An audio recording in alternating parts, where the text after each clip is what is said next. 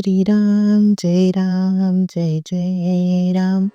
श्री सद्गुरु ब्रह्मचैतन्य गोंदवलेकर महाराजांचे प्रवचन.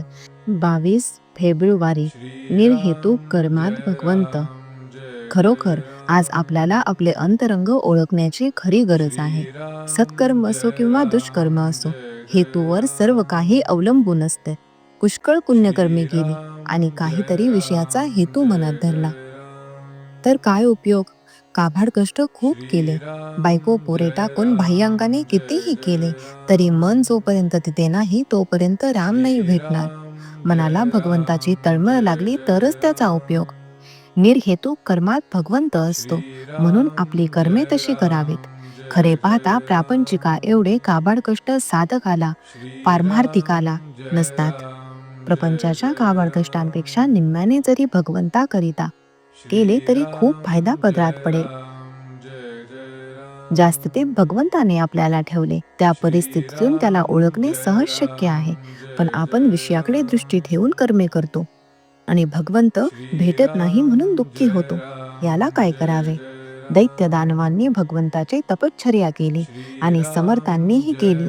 दानवांनी हेतू धरून केली, त्यामुळे त्यांना हेतूचा विषयाचा लाभ झाला, परंतु भगवंत अंतरला. या उलट समर्थांना भगवंताशिवाय दुसरा कशाचाही लाभ नको होता. त्या लाभातच त्यांनी सर्वस्व मानले. उत्कट प्रेमामुळे भगवंताचा ध्यास लागतो. भगवंताला पाहून तू भेटलास, आता मला काही नको अशी वृत्ती झाली पाहिजे, तरच मी पणा मरेल. भगवंताचा हात तर पुढे आहेच, आपलाच हात त्याच्यापर्यंत पोहोचत नाही. बुद्धीपेक्षा आणि पैशापेक्षा सदाचरणाचे वजन जास्त असते. सदाचरण असून भगवंताची निष्ठा असेल आणि आहे त्या परिस्थितीत समाधान ठेवण्याची सवय असेल तर प्रापंचिक सुख लाभते. सुख हे कुठून उत्पन्न करायचे नसून ते आपल्या वृत्तीमध्येच असते.